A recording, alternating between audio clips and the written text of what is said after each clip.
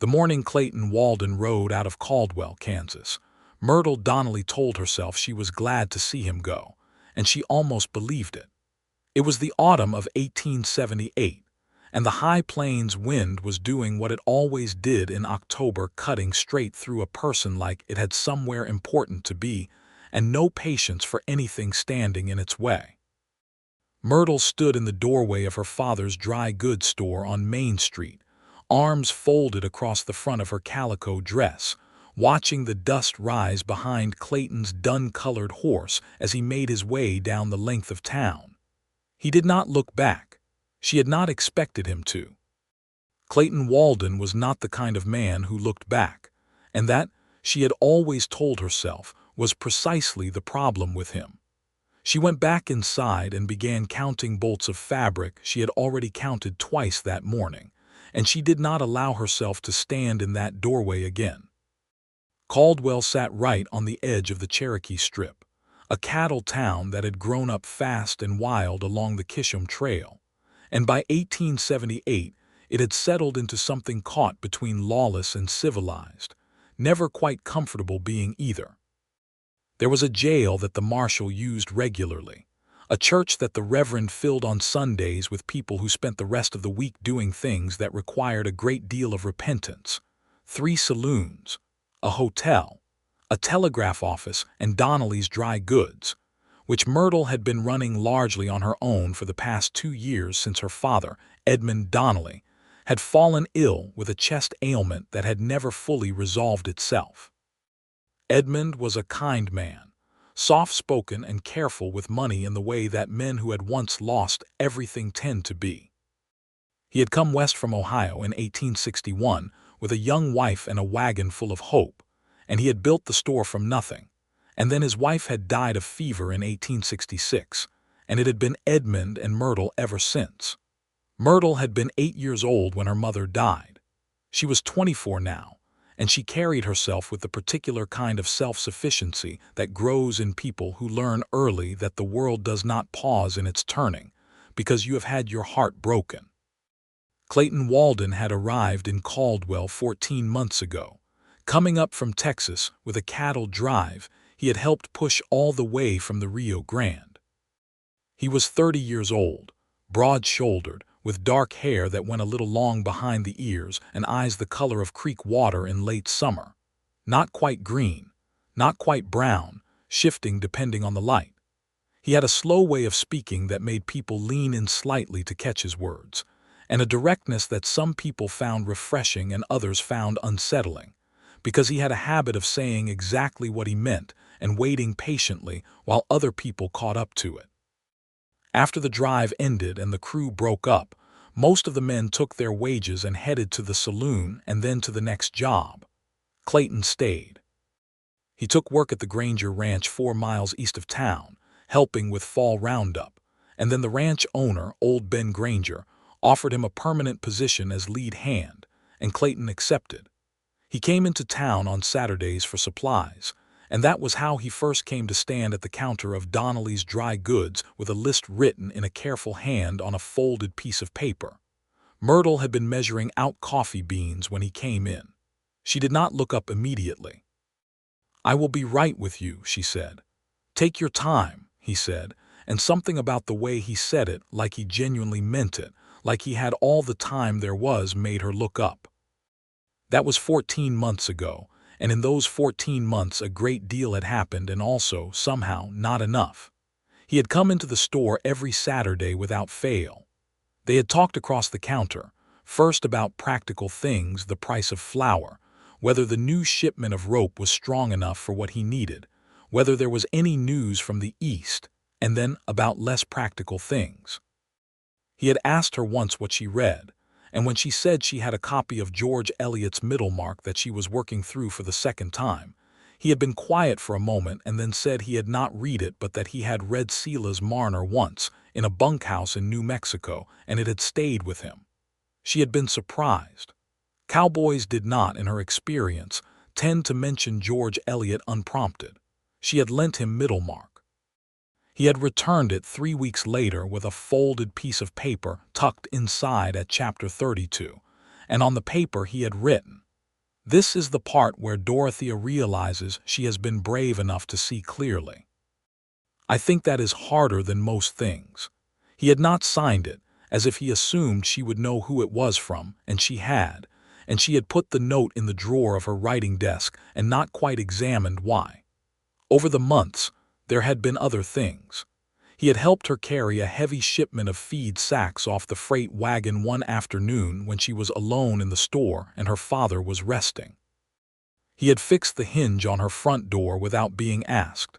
Just noticed it was sticking when he came in one Saturday and was back an hour later with tools.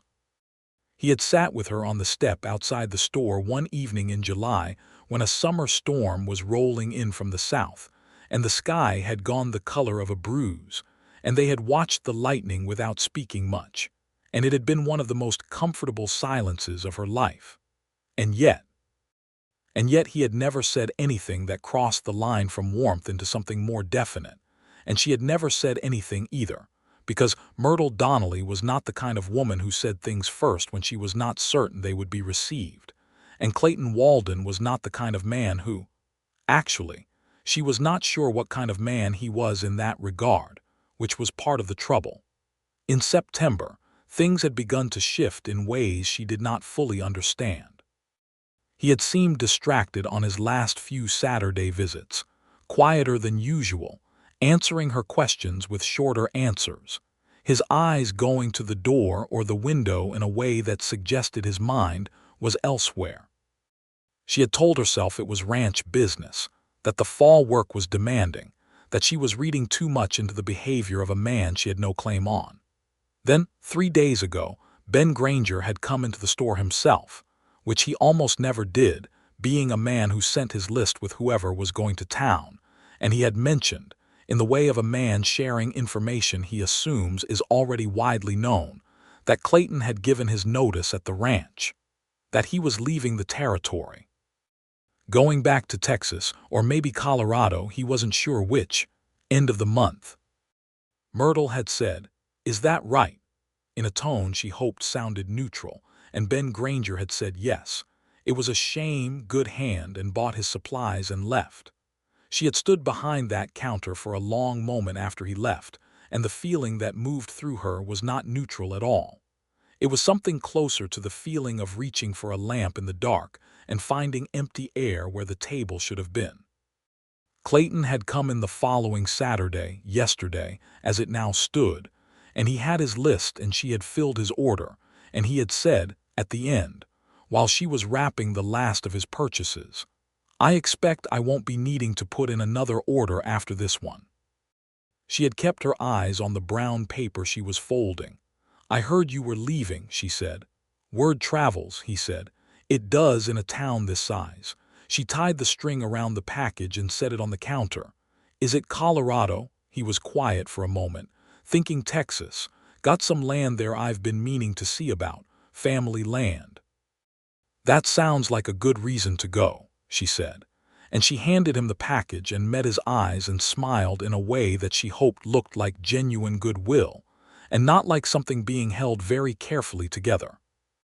He looked at her for a moment that lasted 2 or 3 beats longer than it needed to, and something moved across his face that she could not fully read, some kind of consideration, some internal deliberation, and then he said, "I appreciate everything, Myrtle. This has been a good place." She said, "Safe travels, Clayton," and he had picked up his packages and gone. She had not slept well. She had lain in the dark in the room above the store, listening to her father's steady breathing through the wall, and she had thought about that note tucked in Chapter 32 of Middlemark, and about the way he had looked at her across the counter in July when the storm was rolling in, and he had said, very quietly, that he thought she was one of the most capable people he had ever met, and she had laughed and deflected because she had not known how to receive a thing said that simply and that directly. She thought about all the things that had not been said, piling up like stones in a riverbed, and she thought that perhaps the river would have run differently if any of those stones had been moved. And then she thought that this was a ridiculous way to think about a man who had already made his decision, and whose horse was already pointed toward the ridge. She got up before dawn and went downstairs and opened the store, because the store needed opening and her father needed rest, and there was always something to be done. That was this morning, and she had stood in the doorway and watched Clayton Walden ride out of Caldwell, his bedroll and saddlebags packed, his rifle in its scabbard, the dun horse moving at an easy walk that would eat up the miles without wearing itself out. He had tipped his hat to old Mrs. Garrett on the porch of the hotel. He had paused for a moment at the edge of town to let a wagon pass. And then he had ridden on, and the dust had risen and settled, and that was that. Myrtle counted her bolts of fabric, and then she restocked the tin goods shelf, and then she helped old Mr. Peavy select a birthday gift for his wife, and she did all of these things with her customary competence, and she did not think about Clayton Walden more than once every 5 minutes, which she considered a reasonable showing under the circumstances. Her father came downstairs at 9, moving slowly and using the handrail, and he settled into the chair behind the counter that he kept there for the mornings when he felt well enough to sit in the store but not well enough to stand. He had a cup of coffee that Myrtle had left on the stove for him, and he watched her for a while with the quiet attention of a man who knows his daughter very well. "He is gone, then," Edmund said.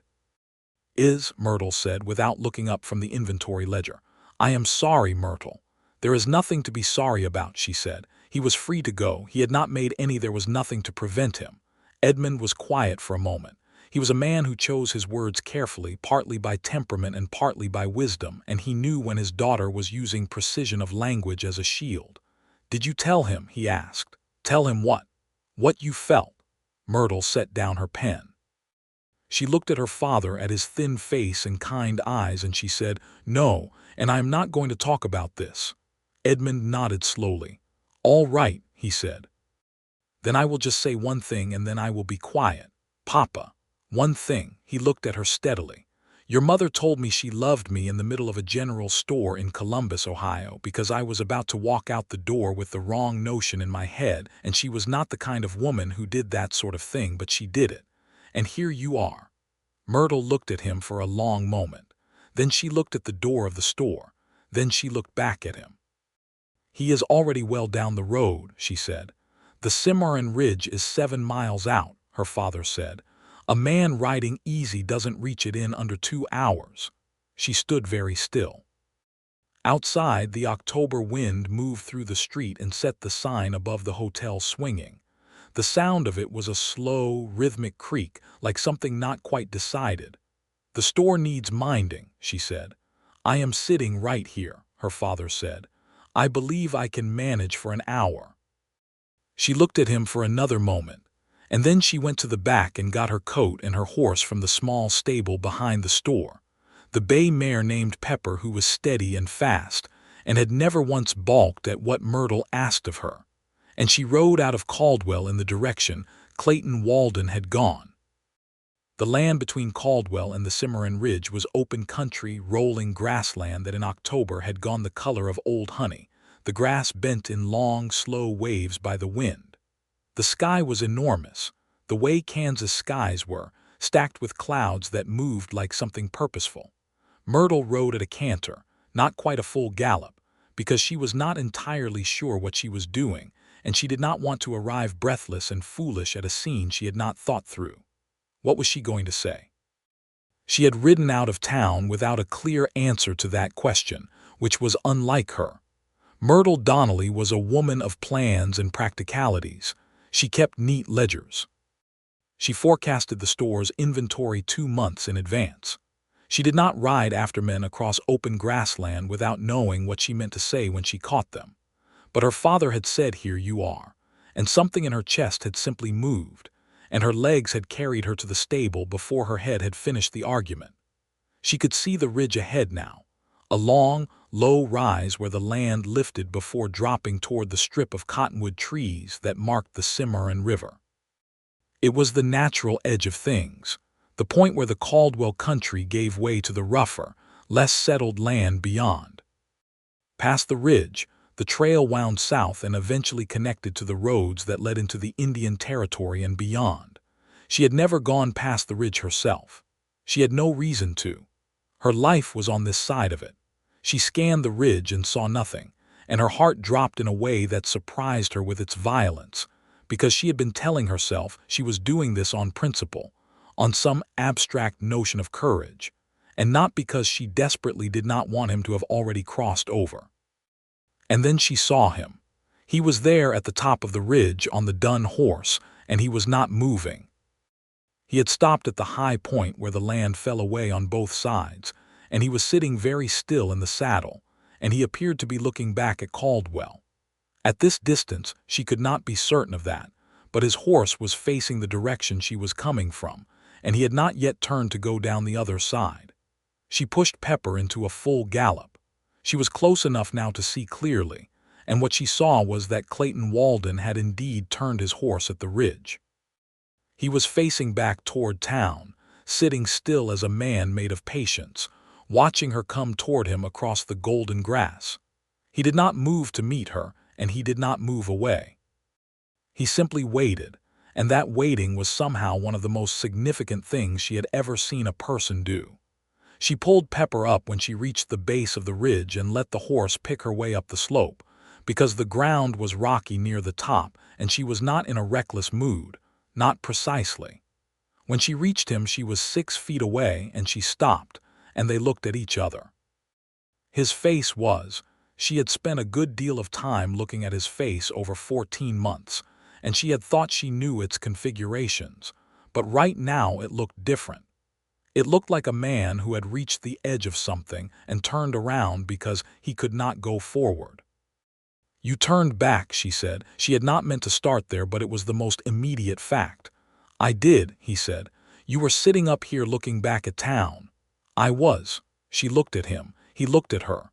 The wind moved through the grass on both sides of the ridge and the sky was very large above them. "Why?" she said. He was quiet for a moment, and in that moment she felt the specific, terrible anxiety of someone who has ridden 7 miles on a hope and is now waiting to find out whether the hope was real. Then he said, "Because I have been trying for 14 months to convince myself that what is in Caldwell is not the thing I want most, and I have been failing at that convincing. And this morning when I rode out, I got to this ridge, and I looked down at what was on the other side, and I thought, Clayton, if you go down that hill, you are going to spend the rest of your life in Texas, wondering what would have happened if you had turned around." She let out a slow breath. "You should have said something," she said. "You should have said something before today." "I know it," he said. "I was not sure. I did not know if—" He stopped and looked at her directly, with that directness that had always characterized him. "I did not know if you wanted me to say anything. You are good at not showing things, Myrtle. I could not tell." "I could not tell about you either," she said, and the absurdity of it struck her, the two of them, 14 months of Saturdays, both of them so carefully not showing things that neither one had been sure the other was feeling anything at all. "I could not tell at all." "Well," he said, he shifted in the saddle, "here we are at a ridge in October." "Here we are," she agreed. He looked at her, and there was something in his expression now that was not uncertain at all, that was very clear, very steady, the way he was when he was not deliberating but had arrived at a conclusion. "I would like to come back to Caldwell," he said. "If there is a reason to come back." She held his gaze. She thought about her father in the store and the bolt of calico and the years of practical things and the drawer in her writing desk with the note tucked inside and the way the storm had looked, rolling in from the south, and how the silence on the step had felt like the most honest conversation she had ever had. "There is a reason," she said. "There has been a reason for some time." Something changed in his face then, something releasing, like a man who has been holding something very carefully for too long and is finally allowed to set it down. He looked at her with those creekwater eyes and he said, "Myrtle." "Clayton," she said. He dismounted in one easy motion and walked the 2 steps to where she sat on Pepper, and he looked up at her and he said, "I want to court you properly. I would like to come back to Caldwell and do this right, if you are willing." She looked down at him from the saddle and she thought that there were few things in her life that had required more courage than what she had done this morning, but that sitting here and saying yes was not one of them, because saying yes was, as it turned out, the easiest thing. "I am willing," she said. He put out his hand and she took it, and he held it for a moment in both of his, looking at it as if it were something he was memorizing. Then he looked up at her. "Let us go back, then," he said. They rode back to Caldwell side by side, their horses walking at an easy pace in the October morning, and Myrtle felt something she had not felt in a long time, which was the particular lightness of a thing decided, a thing moved toward rather than circled around. Edmund Donnelly, when they walked back into the store together, looked at them both and asked no questions, but he smiled into his coffee cup in a way that was private and satisfied, and Myrtle pretended not to notice and busied herself behind the counter, and Clayton bought nothing because he had already bought everything he needed. But he stood at the counter and talked with Edmund for 20 minutes about cattle and land and the state of the territory, and when he left he looked at Myrtle and said, "Saturday," and she said, "Saturday," and that was the beginning. Clayton did not go back to the Granger ranch. He had given his notice honestly, and Ben Granger had already begun arrangements for a replacement, but there was a small ranch on the north side of town, the old Whitaker property, that had been sitting empty for a year since the Whitaker family had decided to move to Wichita. It was 40 acres, nothing grand, with a house that needed work and a barn that needed less. Clayton spoke to the land agent that very afternoon and arranged to lease it with an option to buy, and by Saturday he was sleeping under a roof that was, at least in a temporary legal sense, his own. He came to the store that Saturday as he had said, and this time when he stood at the counter they were both fully aware of the difference in the air between them, the thing that had been unnamed for 14 months and was now named, and it changed the way they spoke to each other and the way they stood and the quality of the silences. They were not quite comfortable yet in this new mode of being toward each other. There was still a carefulness, a consciousness, but there was also something warm underneath it that had not been there before, or rather had been there all along and was now visible.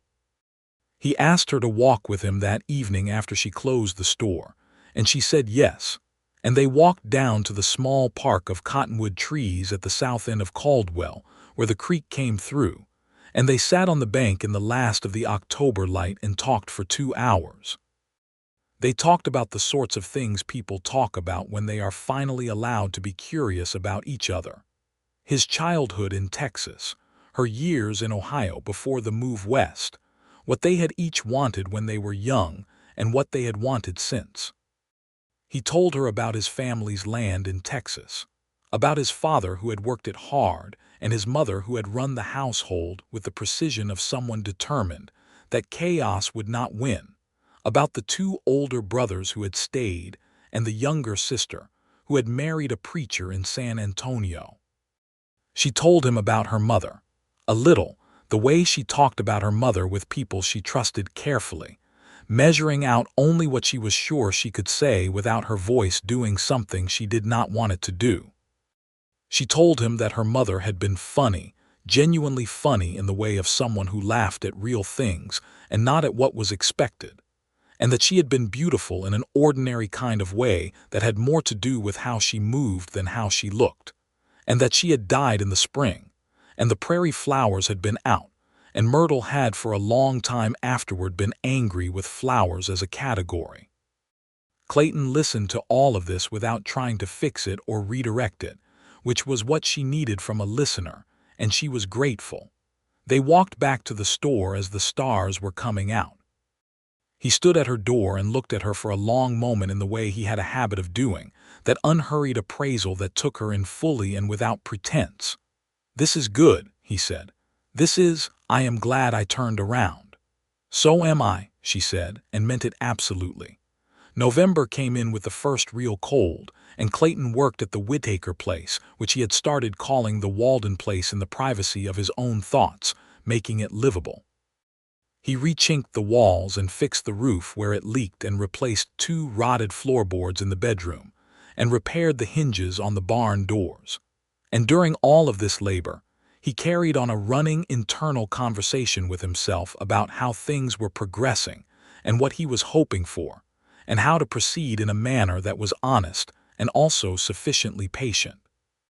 He was 30 years old, and he had spent most of his adult life moving trail drives, ranch work, one winter helping survey land in New Mexico, a brief and unpleasant stint working for a railroad company near Dodge City that had ended when he had objected loudly, to the way the foreman was treating two Cheyenne workers who had been hired as laborers and were being paid less than half what the white workers received for the same labor. He had objected, and the foreman had told him to mind his business, and he had said that exploitation was everybody's business, and he had been released from employment that same afternoon, and he had walked away from it feeling that he had done the correct thing even if it had cost him. He was a man with principles, which in the West of 1878 was not always a financially advantageous quality, but it was his quality and he kept it. The injustices of the territory were not abstract to Clayton. He had ridden through land that had been Indian land within living memory, had seen the people who had been displaced from it living at the margins of towns that had been built on what was taken from them, had watched the way the cattle industry pushed ever further south into the Cherokee Strip, and how the arrangement was called legal by the people who benefited from it. He did not think it was clean. He thought the country was building itself on a foundation that had cracks in it, and he thought about that sometimes when he was riding alone across the beautiful plains, watching the grass move and the sky go red at evening, knowing that the beauty of a place and the injustice done in it were not contradictions but companions. He had said something like this to Myrtle once, back in the early months, and she had looked at him with an expression he had not been able to decode then, but which he understood better now. It was the expression of someone encountering a thing they had been thinking privately and not expecting to hear said out loud by a man in a cowboy's hat. Myrtle had her own thinking about such things. She had grown up watching the commerce of the plains, the way the store served both the settlers and the occasional trading parties from the surrounding nations, and she had seen the terms offered to each, and she knew they were not the same terms, and she had been troubled by it since she was old enough to understand what she was seeing. She had on more than one occasion given fairer prices to a Wichita trading party than her father would have set, and Edmund had noticed and said nothing, which was his way of saying she was right. These were things they talked about, in the cottonwood trees by the creek and on the walk back through town, and in the store on Saturday afternoons when the customers had thinned, and they had the place nearly to themselves. It was part of what made it good, not just the warmth of being near each other, which was very real and growing in its intensity in a way that Myrtle was increasingly aware of, but the fact of genuine mutual respect, the sense that they were each meeting someone who was thinking about the world in a way that matched and expanded their own thinking. December arrived. The cold deepened and the sky on some days was a flat, iron gray, and the wind had a different quality to it now, serious and unrelenting. Clayton had the Walden place in good condition by now, and he was splitting his time between fixing up the property and doing some contract work for Granger Ranch as a day laborer, because he needed income, and Granger, who was a fair man despite his limitations, was happy to have him. On the first Friday of December, Clayton arrived at the store near closing time with his hat in his hand, which was not his usual arrival manner, and Myrtle looked up from the counter and saw immediately that he had come for a purpose. "Edmund," Clayton said, with a nod to her father who was in his chair by the stove with a blanket over his lap, "would you have a few minutes?" Edmund looked at him over his spectacles with the expression of a man who has been expecting this conversation and has prepared his side of it. "I believe I would," he said. Myrtle looked between the two of them. "I think I will go check the back stockroom," she said, which was not subtle but was at least an exit. "Stay," her father said. "You are part of this conversation whether you are in the room or not." She stayed, and Clayton spoke to Edmund plainly, in the way he spoke to everyone, without performance. He said that he had come to ask Edmund's blessing to court Myrtle with a serious intention, that his intention was to eventually ask her to marry him if she was willing, that he was aware he did not have much to offer in terms of material wealth at present, but that he had the least Whitaker land and a plan for it, that he was a hard-working man of sound health, and what he hoped was sound character, and that he cared for Myrtle with a degree of sincerity that he was not accustomed to and did not intend to take lightly. Edmund listened to all of this without expression and then said, "And does Myrtle know the full content of your intentions?" Clayton looked at Myrtle. Myrtle looked at Clayton and said, "I had a general sense of the direction." "A general sense," Edmund said. He looked at Clayton. "Do you love her?" Clayton did not hesitate. "Yes," he said. Edmund nodded slowly. "Then you have my blessing," he said, "and my advice, which is to speak directly to her and not around her because she is not a woman who responds well to being managed." "I know it," Clayton said. Edmund settled back in his chair with the air of a man whose business is concluded. "I believe I will get some more coffee," he said, and he got up and went to the stove in the back, and the store was quiet. Myrtle and Clayton stood looking at each other.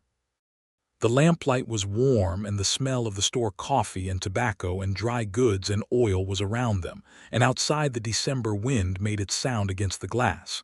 "He is not wrong," she said, "about speaking directly." "No," he said.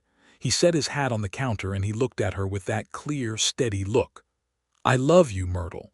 I have for some time. I am sorry I took so long to say it plainly." She felt the words land in her chest in a way that was at once completely expected and entirely overwhelming. She had known, in the abstract sense, that this was the direction they were moving. But hearing it said in Clayton's voice, in this store that had been the center of her entire adult life, by this man who had turned his horse around at a ridge for her, that was different from knowing it abstractly. "I love you too," she said. "I have been trying not to for most of the 14 months I have known you, and I was not successful at it." He laughed, which was one of her favorite things, the way he laughed quiet and real with his whole face in it. He reached across the counter and took her hand, and she let him take it, and they stood like that in the lamplight while her father made a careful amount of noise with his coffee cup in the back. The courtship, now officially acknowledged and conducted with her father's blessing, became one of the pleasures of Myrtle's winter. Clayton came to the store on Saturdays and stayed to eat supper with her and Edmund on Saturday evenings, and they had begun a habit of reading to each other. She would read to him while he mended harness or sharpened tools, and he would read to her on the evenings when her hands were full of mending. They had moved from Middlemark to a collection of Harper's weekly issues, and then to a volume of Mark Twain's writings that made them both laugh so much that Edmund called down the stairs to ask whether something amusing was happening. January was cold enough to make every trip between the house and the store an adventure in endurance. The plains winter at its worst was a serious proposition, and this one was. There was a 3-day blizzard in the middle of the month that kept everyone in Caldwell largely confined, and Clayton, who had come to help Myrtle secure the store's shutters before the worst of it arrived, ended up staying through the storm in the small side room that served as a storeroom, because the walk back to his place would have been genuinely dangerous. Those 3 days were not improper. Edmund was there, and the room had a proper door, and they were both fully adult people of good sense, but they were intimate in the way that enforced proximity always is. They played cards. They ate the same meals. They read. On the second evening of the storm, while Edmund slept and the wind was something monumental outside, they sat by the stove in the front room of the store, and Clayton said, "I want to ask you something, and I want you to know there is no pressure in the asking. You can take whatever time you need." She looked at him. "Ask," she said. "Will you marry me?" he said. "Not right now necessarily, not until spring when the weather is better and we have had time to, but will you? Because I want to know. I want to know that we are going where I think we are going." She looked at him in the stove's warm light, the wind outside being enormous and the world outside being white and cold and the store being warm, and she said, "Yes, Clayton, yes." He let out a long breath like a man released. "Good," he said. "Good." He reached into his coat pocket and took out a ring, a simple gold band with a small garnet set in it, deep red, nothing ostentatious but carefully chosen, and she knew he had had it for some time, had been carrying it and waiting for the right moment, and this impulsive blizzard evening was not what he had planned but he had asked anyway, which was characteristic. She held out her hand and he put it on, and they both looked at it for a moment, and then she leaned forward and kissed him, which was their first kiss, and it was quiet and warm and unhurried, the same quality as his way of speaking, the same quality as the weight he had maintained while she rode toward him at the ridge, and it was very good. Edmund cried a little the next morning when they told him. He said he was not crying, that his eyes were bothered by the stove smoke, and Myrtle said, "Yes, Papa," and patted his shoulder, and they pretended it was stove smoke together. The wedding was planned for May, when the territory had recovered its better temperament and the cottonwoods were in leaf, and the wildflowers were doing their usual extravagant business across the plains. There was a great deal to organize. Myrtle was not a woman who did things halfway, and a wedding was, in her estimation, worth doing correctly, but she was also not a woman who got lost in the organizing, and she kept things simple and deliberate. The biggest question was where they would live. The Walden place was 40 acres and had a house that was now quite sound, but the store was the store, and Myrtle could not simply leave it. Her father's health remained fragile in the way of a man who has a chronic ailment that will probably never fully resolve, and the store was the family's livelihood. This was not a small problem. Clayton's solution to it was characteristic of him. He said, "We live at the store, or above it as you have been. We work the 40 acres on the side. I will get up early and do what needs doing out there and be back before you open. On the days when the ranch needs me, I can do contract work for Granger. We save what we can, and eventually we decide what to do next. It doesn't have to be decided all at once. The house on the Whitaker place," she said, "is mine to use as long as I keep up the lease. I can use it as a working base, store equipment there, keep a few head of cattle." He looked at her. "The point is you. The land is secondary." She had the note from Chapter 32 still in her writing desk drawer, and she thought about what it said about being brave enough to see clearly. She had been trying to do that, and so had he, and the seeing had led them here. They were married in May of 1879, in the Caldwell church, on a morning that delivered the best kind of Kansas spring day, warm and clear, and windy in a way that was pleasurable rather than punishing, the cottonwoods throwing their seeds into the air like small celebrations. The congregation was full of people from town and surrounding ranches, because Clayton had in his 14 months and more established himself as someone people liked and respected, and Myrtle was known to everyone, and people in small frontier towns take seriously the occasions that mark the passage of life. Myrtle wore a dress of deep blue calico that she had made herself from fabric she had quietly set aside from the store's inventory months ago, and her hair was up in a way that had taken her 2 tries to get right. She carried a small bunch of wildflowers that a neighbor girl had brought to the door that morning with a shy smile. Edmund walked her down the aisle, and he was dressed in his good suit, which was a little loose on him now given the weight the illness had taken from him, and his face was the face of a man fulfilling one of the last of his great responsibilities with tremendous pride. Reverend Mallory, who had himself been the recipient of a fair amount of Myrtle's supply of candid honesty over the years, read the ceremony in a manner that was dignified and not overly long, which was exactly what she had requested. When Clayton said his vows, he looked at her with that complete attention she had come to understand was the way he expressed the things too large for words, and when she said hers, she said them clearly, without dropping her eyes, because she was not a woman who said important things quietly. At the end, when Reverend Mallory said the words that made it official, and Clayton kissed her in front of everyone, there was a cheer from the congregation that surprised her with its warmth, and she laughed into the kiss, which was not quite decorous but was very genuine. The reception was held in the street outside the church, because the day was too good to be inside, and there was food that half the town had contributed: pies and bread and smoked meat and pickles and cake.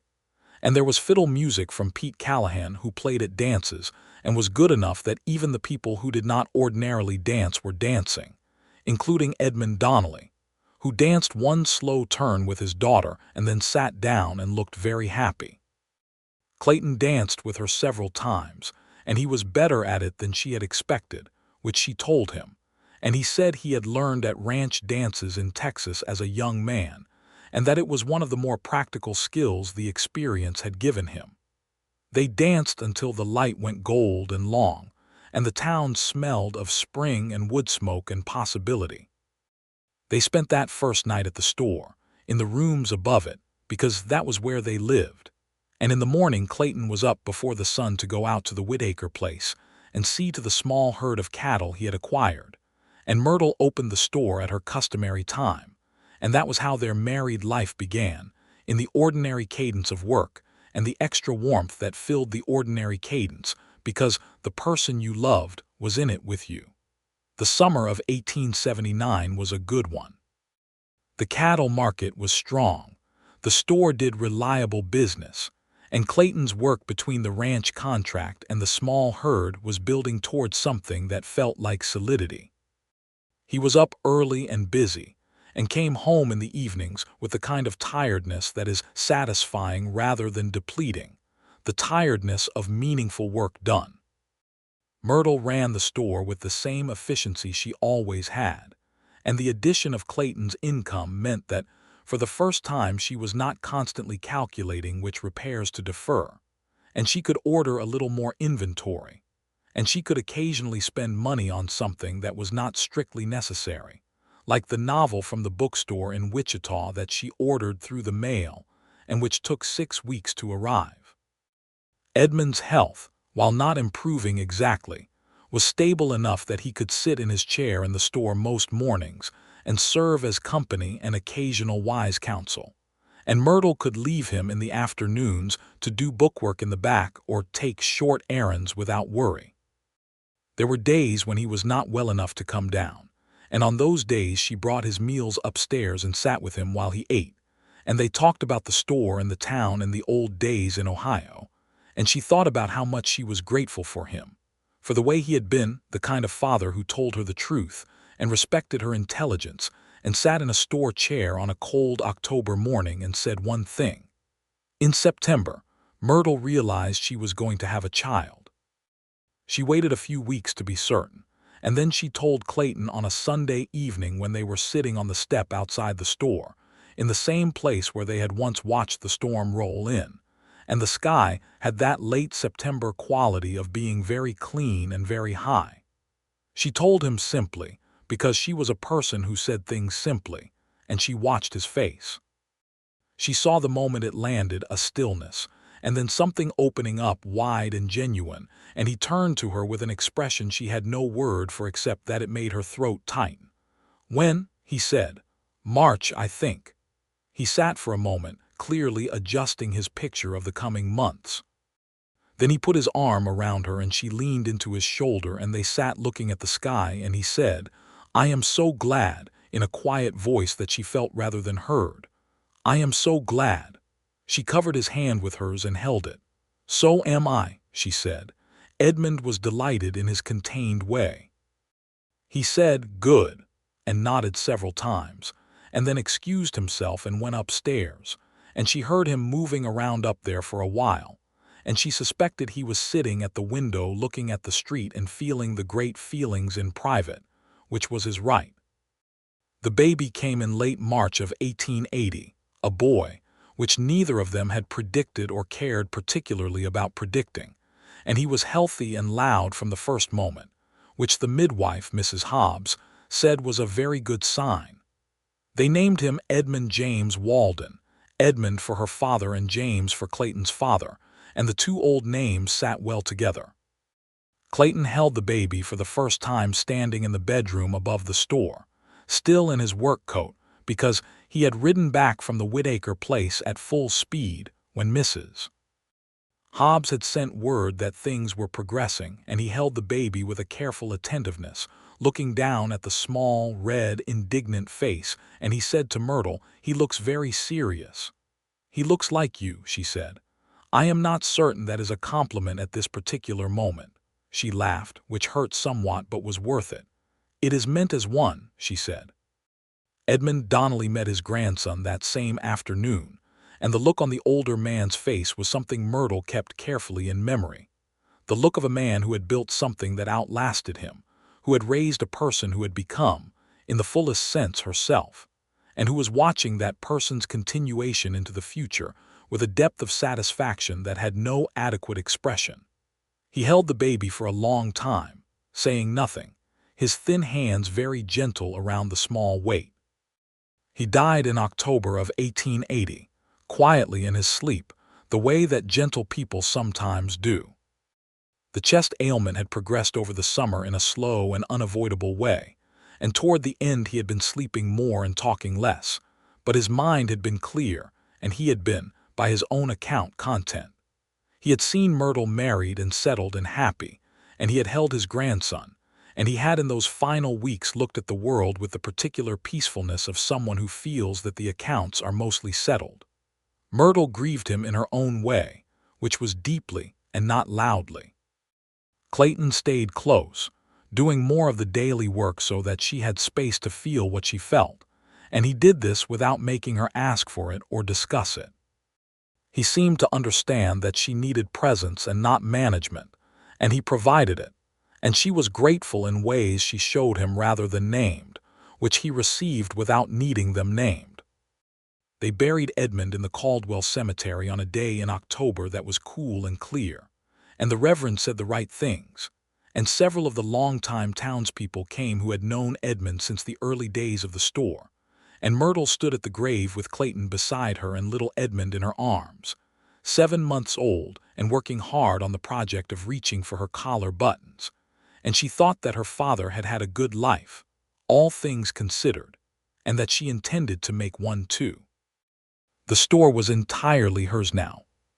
She had always run it practically, but now it was hers in every formal sense, and she made some changes she had wanted to make for years, reorganizing the layout so that things were easier to find, expanding the fabric section, because the women of the territory wanted more variety and she could provide it, adding a small collection of books and periodicals because she believed in reading as a thing worth supporting, and also because she had a steady personal interest in it. The store became more specifically herself, and it thrived, and she was proud of it in an unassuming way. Clayton, in the winter of 1880 and into the spring of 1881, made a decision that he had been thinking toward for a while. He went to the land agent and bought the Whittaker property outright, using the savings accumulated from 3 years of hard and careful work.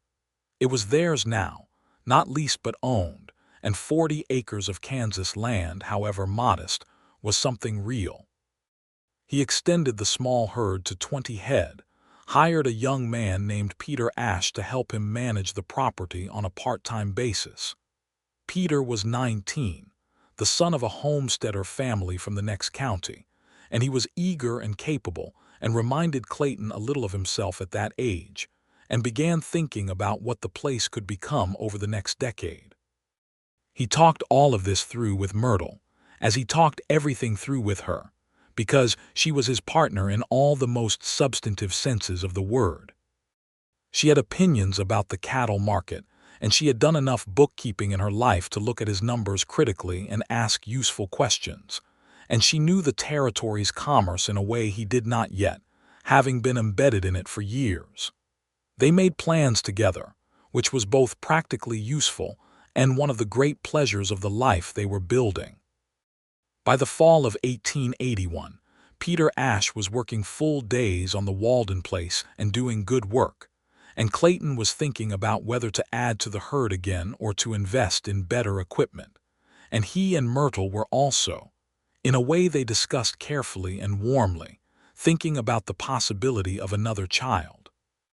Little Edmund, who by this time was 18 months old and walking with the determined instability of a person who has recently discovered legs and cannot believe the freedom they represent, was thriving in the way that healthy children thrive, which is loudly and constantly, and with tremendous enthusiasm for everything.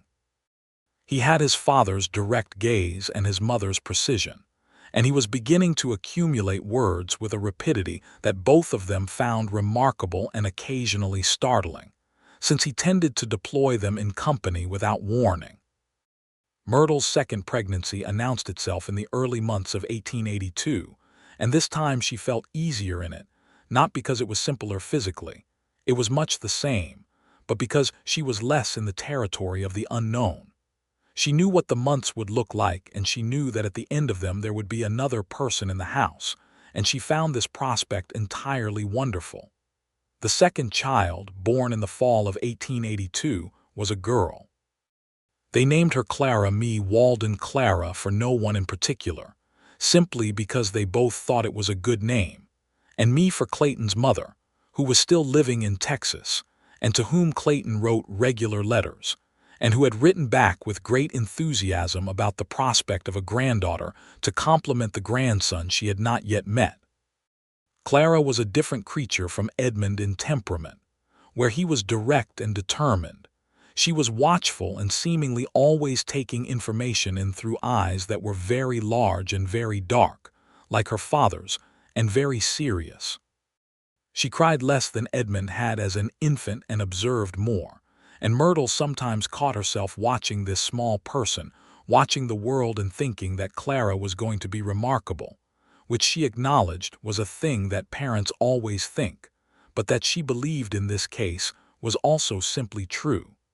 The years of the early 1880s had a particular quality in the territory. Caldwell itself was evolving. The cattle trade brought people and money, and also the attendant difficulties, and there were seasons of genuine lawlessness punctuated by efforts at civic order. Marshal Bill Meagher did good work in the town, and the citizens on the whole wanted order, and the combination produced something that was, if not entirely civilized, then at least more orderly than the chaos of the early trail years. New families were arriving and homesteading on the surrounding plains, and the town was growing and adding institutions. A second church, a proper school, a newspaper office. The school was important to Myrtle, who had been teaching Edmund his letters herself, and was determined that both her children would have real educations. She became one of the school board's more vocal supporters, attending the meetings in the new schoolhouse and making clear opinions known about the quality of instruction and the provision of books. She was not always comfortable for the men on the board, being a woman who had run a business successfully and who had read widely, and who did not use a soft tone when a direct one was more accurate. But she was always correct in her assessment, and they learned over time to take her seriously, if not always easily. Clayton supported her in all of this, including, when she needed it, the literal support of watching the children so that she could attend evening meetings. He had taken to fatherhood with the same quality of full attention he brought to everything.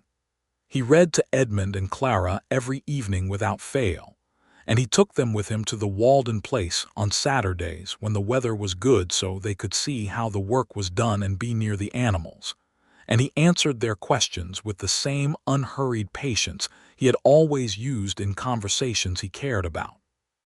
Edmund, at 3 and then 4, developed a particular attachment to the horses, which no one was surprised by. Clara, at 2 and then 3, developed a particular attachment to books, actual books, to the objects themselves, carrying them around and looking at the pictures with an intensity that suggested she was already trying to make sense of the text by force of will alone, which Myrtle found entirely sympathetic.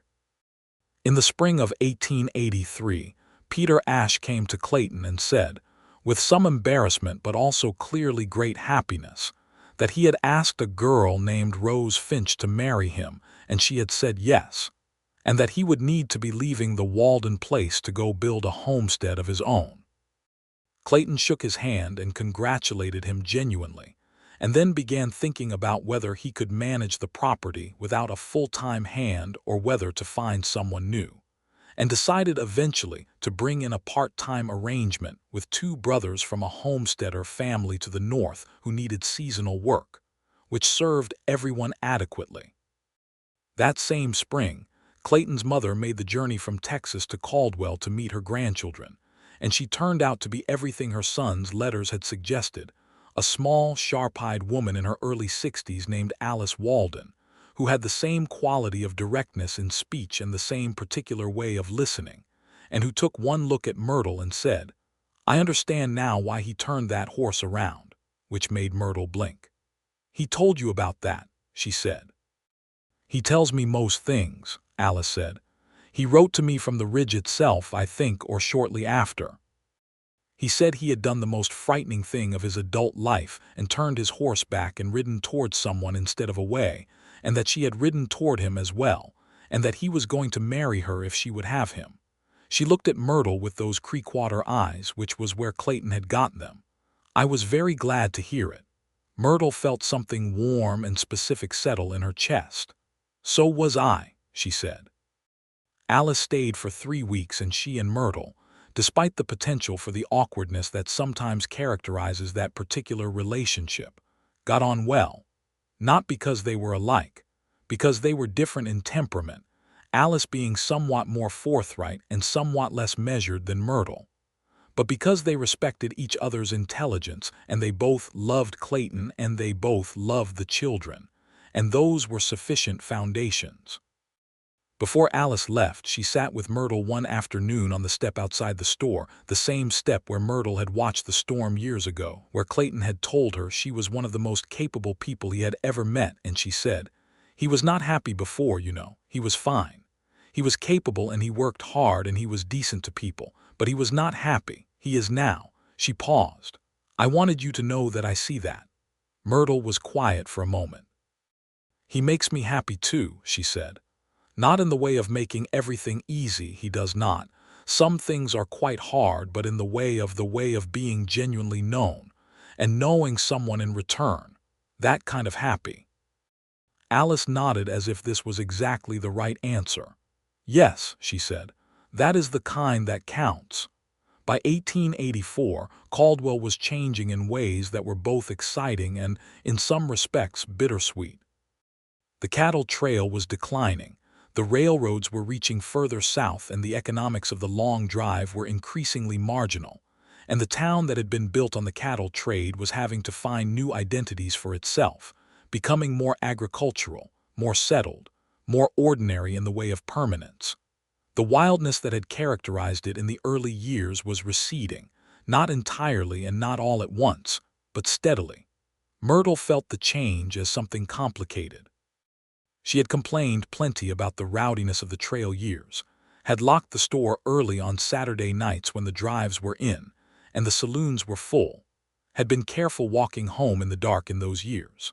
But there was something in the wide-open, unpredictable quality of a cattle town that had been part of the landscape of her life for so long that its diminishment felt like a change in the actual light, a shift from something brighter and more erratic to something more even and more dependable. The store adapted, she adapted. She expanded the agricultural supply section, brought in better seed varieties, added a range of equipment that farmers needed that cowboys did not, and the business remained strong even as its customer base shifted in composition. Edmund Walden, 4 years old in 1884, started school that fall with the gravity of a person who had been preparing for this transition for some time and was ready to be serious about it.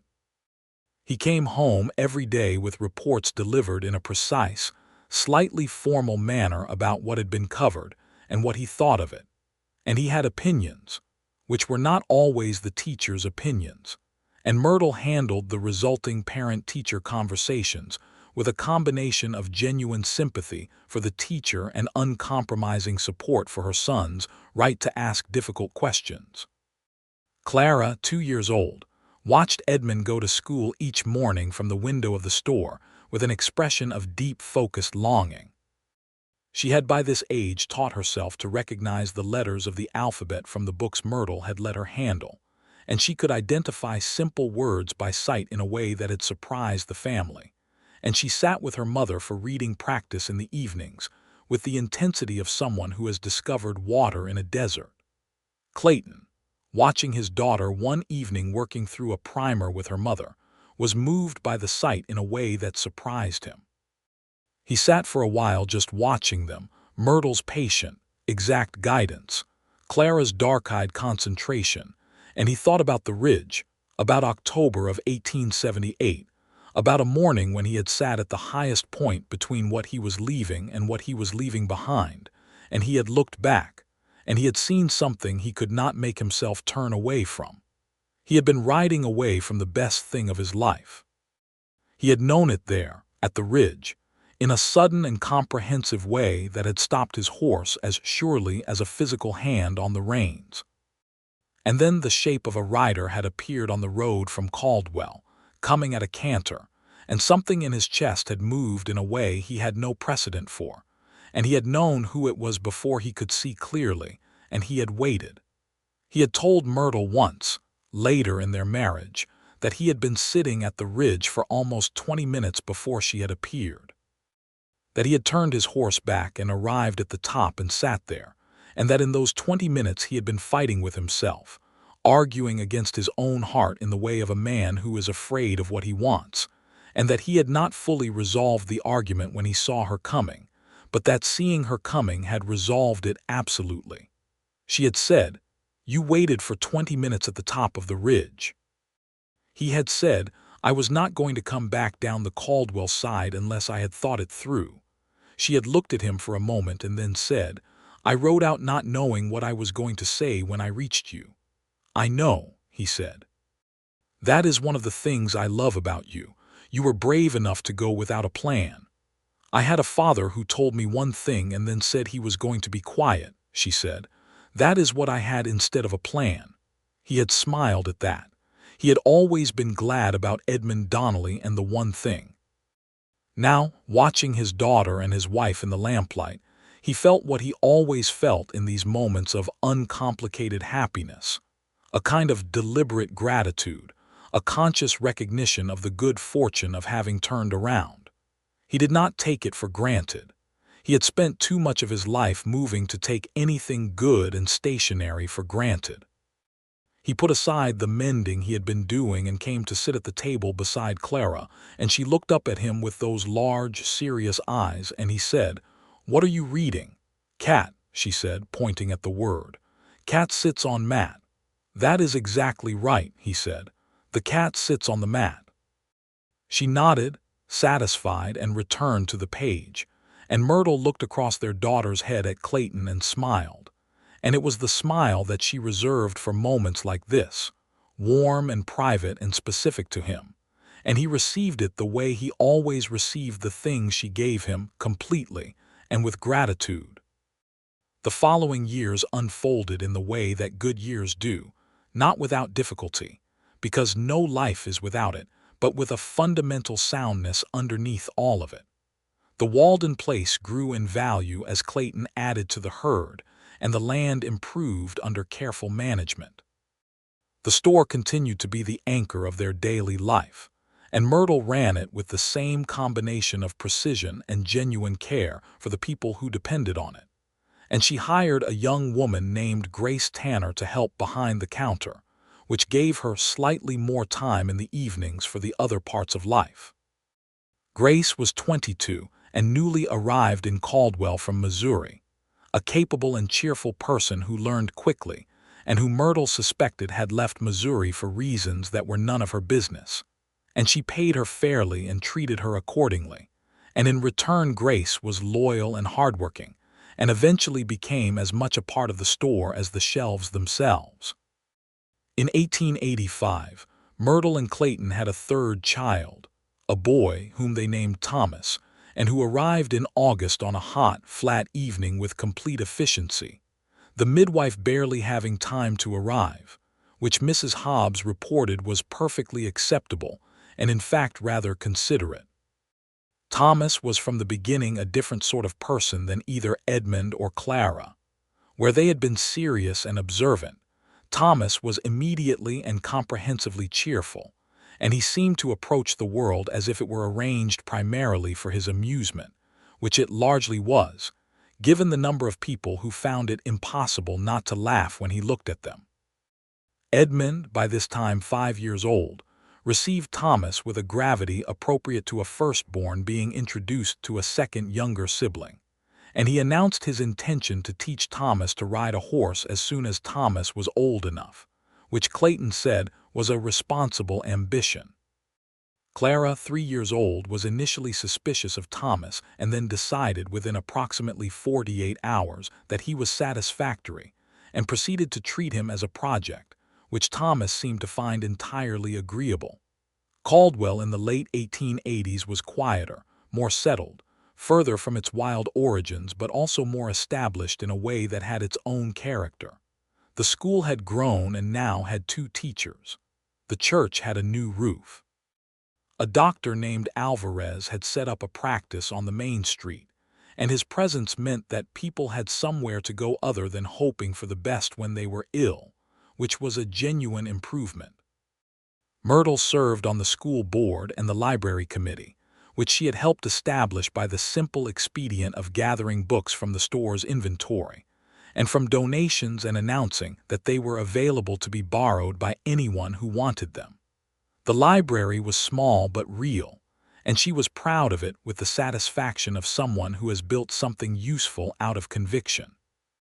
Clayton had, by 1887, established the Walden place as a working cattle operation of modest but solid scale, 40 acres owned and another 20 leased, 60 head of cattle, a good relationship with buyers in Wichita, and a small side business in horses that Peter Ashe, who had settled nearby and remained a friend, helped him with, since Peter had a gift with horses that Clayton genuinely admired and was glad to have access to. In the evenings, when the children were in bed and the store was closed and the house above it was quiet, Myrtle and Clayton had the habit of sitting together, sometimes reading, sometimes talking, sometimes just existing in the same space without the need to fill it. She would sometimes read to him still, as she had done in the early months of their courtship, and he would sit with his boots off and his eyes closed, listening, and she would watch his face while she read and know, with complete certainty, that this was exactly where she was supposed to be. She had thought in October of 1878 that she was glad to see him go. She had told herself that in the doorway of the store with her arms folded and her face arranged in a neutral expression. She had almost believed it. She knew now, with the clarity that years of true knowledge of a person brings, that she had not believed it for a single moment. She had been afraid, and fear sometimes puts on the costume of indifference. But she had not believed it, and when her father had said one thing and then been quiet, some part of her had known immediately that the indifference was a costume, and the fear was also, in its way, a costume, and that underneath both of them was just a woman who loved a man and did not want him to go. She had ridden out. He had turned around. They had met at the ridge in October light, with the wind in the grass and the sky very large above them, and that was where it had begun in its true sense, and everything that had come from it, the children, the home, the years, had come from that single morning's act of mutual courage. Edmund Walden, at 8 years old in 1888, could ride a horse with a skill that his father had noted quietly and with considerable pride. He was also reading at a level that was 2 years ahead of his schoolmates, a fact his teacher reported with a mixture of admiration and what might have been a touch of exasperation, because Edmund had a tendency to read ahead in the course materials and then ask questions about things that had not yet been covered. Clara, at 6, had begun writing her own stories in the margins of her primer, small, careful narratives about animals who had adventures, and Myrtle, discovering this, had provided her with a proper notebook and taken the opportunity to tell her that writing was worth doing well and that she would help her do it well.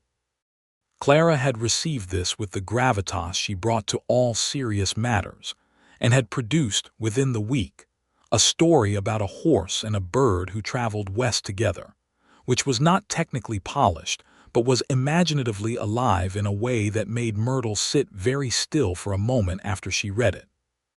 Thomas, 3 years old, remained comprehensively cheerful, and had developed the habit of making friends with absolutely everyone who came into the store, regardless of age, origin, or how clearly they signaled that they did not wish to be socialized at. His current best friend was a Wichita elder named Spotted Hawk, who came through Caldwell several times a year as part of a trading arrangement, and who had taken to Thomas's complete and unself-conscious friendliness with a warmth that Myrtle found very moving. Spotted Hawk was a man who had seen what the territory had become at the expense of his people, who carried that weight with a dignity that Myrtle respected deeply, and yet he sat in the store on his visits and listened to Thomas's 3-year-old commentary on the world with genuine enjoyment. Myrtle had always tried to run the store fairly across the commerce that came through it, and she had made a point over the years of maintaining the same prices for everyone and treating every customer with the same respect. She knew that the history of the land the store sat on was complicated, that the prosperity of Caldwell was built on the back of arrangements that had not been equitable, and while she could not undo that history, she could conduct herself within her own business with integrity, and she did. Clayton, for his part, had once told a rancher who came into town making loud remarks about the Indian Territory and the people in it that he would appreciate it if the man kept that particular kind of talk outside the store. And when the rancher had started to argue, Clayton had looked at him with that completely level gaze of his and said that it was Myrtle Donnelly Walden's store and those were the terms. And the rancher had looked at Clayton Walden, who was not small and was not uncertain, and had decided to move on. Myrtle had been in the back when this happened and heard it all through the doorway, and she had come out after the man left and looked at Clayton and said, "Thank you." "You would have handled it yourself," he said.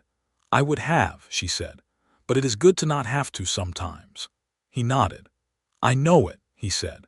By the fall of 1888, a full decade had passed since October of 1878, since the dry goods store and the bolts of calico and the Saturdays and the storm watching and the note in Chapter 32, and the morning when Myrtle had stood in the doorway and watched Clayton Walden ride out of Caldwell. 10 years, and within those 10 years more had happened than she could have forecast from that October doorway. A courtship, a marriage, a father's death well grieved, a ranch built up from nothing, 3 children, a store grown into itself, a life that was woven through with meaning in both the large moments and the small ones. She was 34 years old. Clayton was 40. Edmund was 8, Clara 6, Thomas 3. The Walden place was solid. The store was solid. Caldwell was changing. The territory was changing. The world was in its constant motion, and she and Clayton were in it together, which was the essential fact. On a Saturday evening in October, with the prairie autumn doing its best work, the grass gold, the sky that particular blue that only appears in fall, the air cool and clear and smelling of distance, Clayton came home from the Walden place earlier than usual and found Myrtle in the store doing inventory.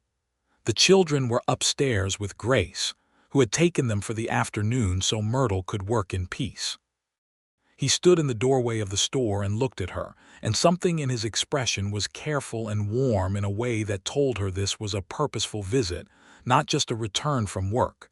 "Leave that," he said. She looked up. "I am almost done." "Leave it," he said. "Come for a ride with me." She looked at him for a moment and then set down the ledger. She knew this version of him, this version that was not doing or planning but simply wanting to be with her in some specific way, in some specific place. She had learned to recognize it and to meet it. They rode out of Caldwell together as the afternoon was moving toward evening, going south on the road that led out of town, past the cottonwoods, and Myrtle knew where they were going before he said it. She had known from the moment he appeared in the doorway. They went to the Cimarron Ridge. They rode up the slope in the last of the afternoon light. The horses steady on the rocky ground, and they stopped at the top, at the high point where the land fell away on both sides, and they looked back toward Caldwell.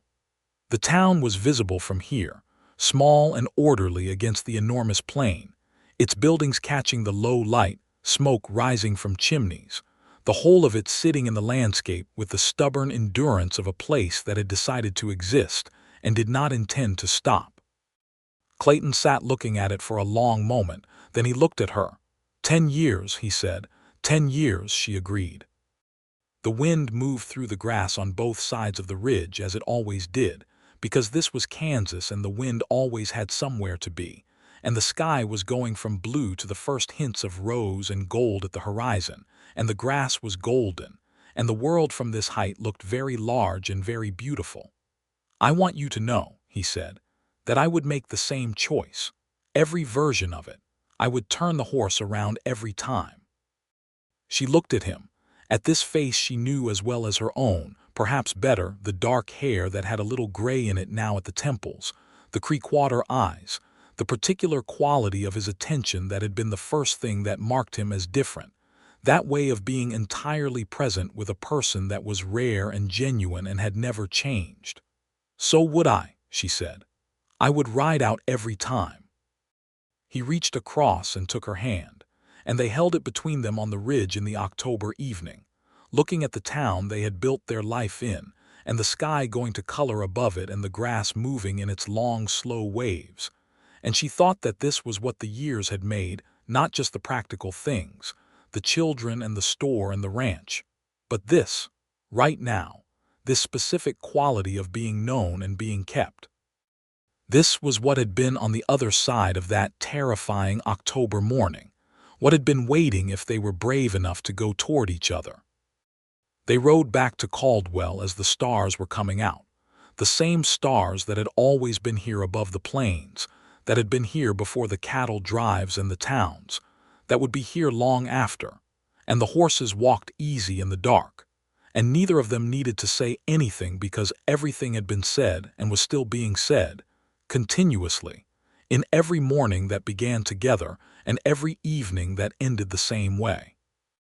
Grace had the children fed and nearly to bed when they returned, and Thomas, who had been resisting sleep on principle, demanded a story, and Clayton took him on his lap and told him a story about a horse and a rider who went on a long journey and turned around and came home. And Thomas listened with his eyes getting heavy, and the cheerfulness fading into something softer and more private.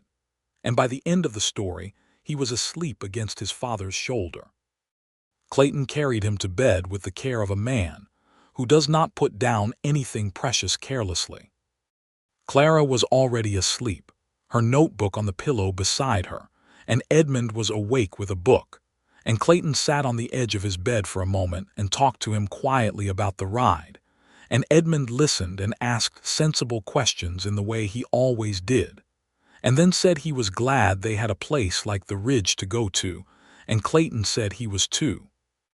He came back to the front room where Myrtle was making the last check of the store before bed, moving through the familiar geography of shelves and counter and floor, and he watched her from the doorway and she looked up and saw him watching. "What?" she said. "Nothing," he said. "I am just glad." She smiled at him, and the smile was not the careful, neutral expression that had been in the doorway of this store 10 years ago. It was entirely open, entirely real, fully belonging to this moment and to him. "Come help me with these shutters," she said. He came, and they closed up the store together in the October night, and the wind was doing its prairie business outside, and the town made its ordinary sounds, and above the whole of it the stars were clear and abundant, and Myrtle Donnelly Walden walked back into her life with her husband beside her, and the door closed behind them on another day, and the day was good. In the years that followed, their story did not cease but deepened. Edmund grew into a young man of serious mind and steady character, and when he was old enough, he began working alongside his father at the Walden place. And between the two of them, the operation grew further than Clayton had originally imagined. More land leased, better cattle, a small but real reputation in the regional market for quality stock. Edmund, who had his mother's head for numbers and his father's patience, proved to be a natural stockman, and Clayton watched him with pride that was genuine and simple. Clara, at 12 and then 15, was writing with a skill that had gone well beyond the notebook margins. And Myrtle, who had been corresponding with a woman she had met through the library committee who had connections to a newspaper in Wichita, arranged for Clara to have 2 of her essays published under her own name, which was not a common thing for a young woman in the territory. And Clara's face, when she saw her words in print, was something that Myrtle kept with her as one of the great gifts she had been able to give. Thomas remained himself, comprehensively cheerful, naturally social, good at fixing things in the spontaneous, intuitive way of someone who understands machines and animals without having to think hard about it. At 10, he had already established himself as the person in the family who fixed whatever was broken, from the store's lock mechanism to the barn door hinges, to the complicated emotional atmosphere of any room he entered. Myrtle and Clayton, in the later years of their middle age, were each other's best company in the full sense of that phrase. They disagreed sometimes, because they were both people with opinions, and their disagreements were direct and occasionally loud and always resolved, because neither of them had any interest in holding a position simply out of stubbornness. They gave each other room to be exactly who they were, which was the rarest and most valuable form of love, and they both knew it. On winter evenings, when the store was closed and the children were in their own lives and the house was quiet, they sometimes read together in the lamplight the way they had always done, and sometimes they talked, and sometimes they sat in a comfortable silence that had none of the anxious quality of silences between people who do not know each other well, but all the richness of a silence between 2 people who have said everything important and know there is always more to say and are not in any hurry. The ridge was always there, south of town, where the land lifted before the Cimarron. They rode out to it sometimes, when the season was right or when one of them needed the perspective of high ground and open sky. They never took it for granted, that view from the top, the town spread out behind, the territory spread out ahead, the grass and the light and the enormous Kansas sky. They had arrived there from different directions on an October morning in 1878, 2 people who had not yet learned to be brave enough to say the thing that most needed saying, and they had said it there on that ground, with the wind in the grass and the world very large around them, and it had been enough. It had been the beginning. The ridge was always where they could see clearly, which was fitting, Myrtle had always thought. She had thought about that note from chapter 32 many times over the years.